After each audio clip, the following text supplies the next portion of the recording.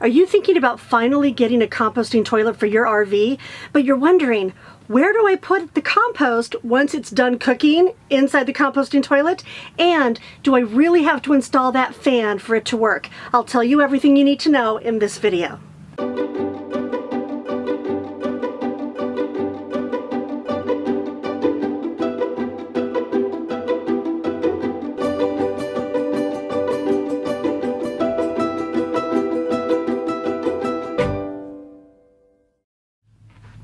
Hey everybody, it's Robin with Creativity RV and welcome to my third video on composting toilets. Honestly, I never thought I would do YouTube at all, so the fact that I'm doing 3 composting toilet videos is kind of funny to me, but look, like I've said before, I'm just a gal out here full-timing it as a digital nomad in my 25-foot RV, and I boondock. And so getting a composting toilet worked for me. So in my first video, I tell you about my installation, a couple of problems I ran into, and 4 hacks that I learned during that process. In the second video, I tell you about how to prep and dump the toilet so it's super easy. And this time, I'm going to do a video totally on how the composting process works and if you have to install a fan. Now, in my first video, I told people that I was kind of daunted by the idea of installing a composting toilet originally because I didn't want to mess with the electrical and running that tube, and did I have to drill holes and how did I hook it up? And I thought I had to hire someone to do it, and composting toilets are already pricey. Now, they do, I think, pay for themselves in about a year because you're not looking for a dump station, and I'm not using gas to try and find a dump station. But with that being said, I certainly didn't want to have to pay someone to do it, and I didn't know if I could do it myself. So luckily, I found out through my good friend Tiki from Find It with Tiki, Organizational Genius, you may have seen that video, that she didn't install the little electric fan into the backside of her composting toilet. So let me explain how that actually works. In a composting toilet, you separate the liquids from the solids. And in the back portion, where you have the solids, you've got some kind of a composting medium like sphagnum peat moss, or what I use, coconut coir. And then there's a crank on the side, and you sit on a regular toilet seat where there's a trap door. The poop goes down into the trap door and into the composting material, and then you're supposed to crank it. Well, when you have a fan, it's just a little tiny, non-powerful fan anyway, and it just kind of blows across the composting material and out a tube where it's supposed to exhaust any smell out the outside of your RV. Well, I discovered that if it's composting properly, there is no smell anyway. So the fan seemed to be kind of superfluous, you know what I'm saying? But there are a couple of little hacks that you need to learn if you don't want to install the fan. So let me go ahead and use some sources for you here and explain how the composting works and then how you can dump the material properly. Now, all of these sources that I'm going to put up here are going to be footnoted in the description below. So if you want to double check or find some sources of your own, go for it. But I'm trying to make it easy for you.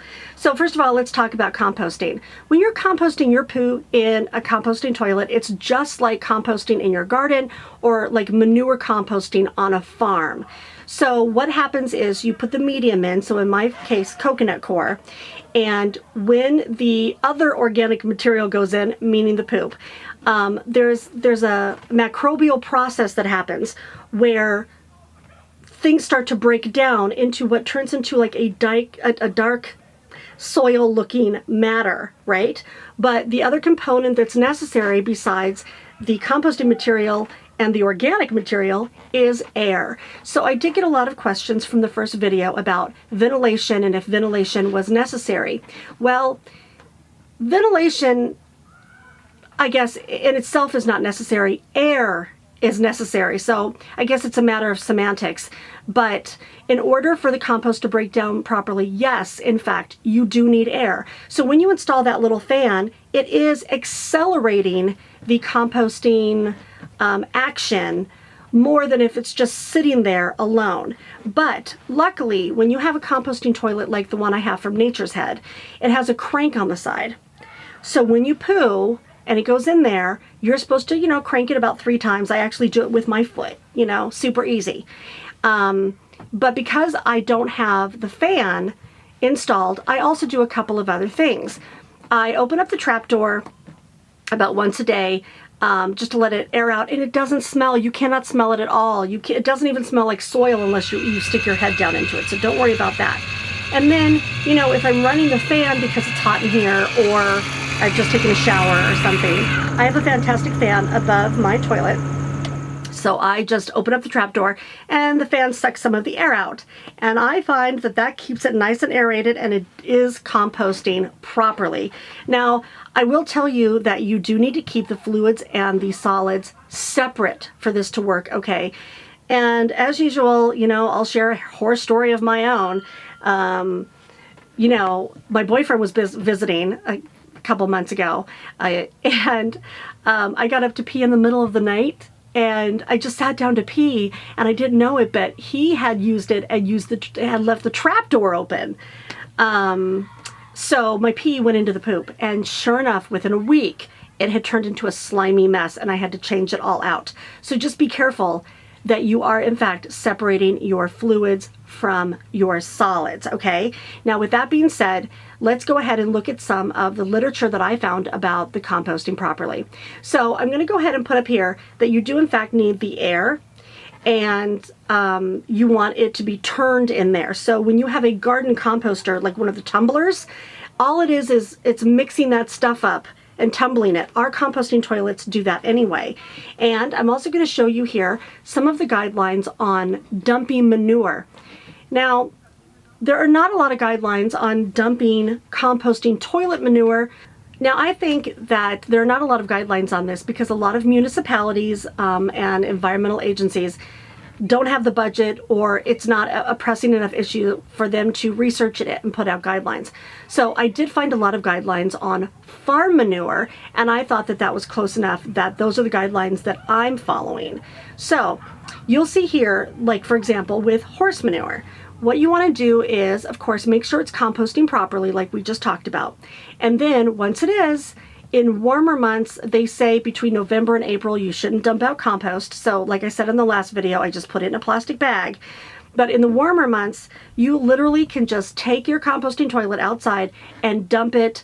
They say, you know, at the base of some shrubs is good. You're going to see right here that compost material, if you're doing it properly, which we just discussed, is really good for soil, and it's really good for plants. So don't think about it like you're dumping your sewage outside. You're not. You're not adding in any chemicals, right?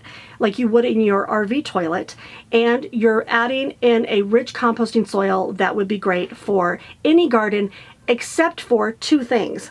You do not want to dump your composted material anywhere near a water source, because it can seep down into the water source. So just stay far away from any river or lake, okay?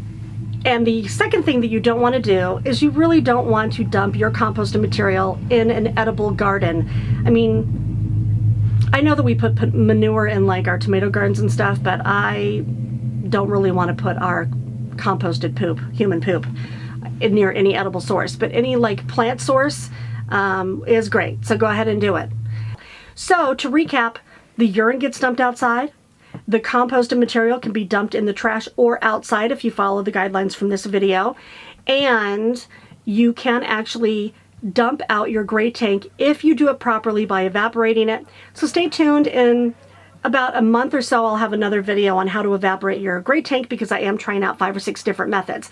I hope you found this helpful, and please do check out the last 2 videos on this subject. And if you found it helpful, please do share it with your friends and like and subscribe. And happy travels, everybody, and stay free.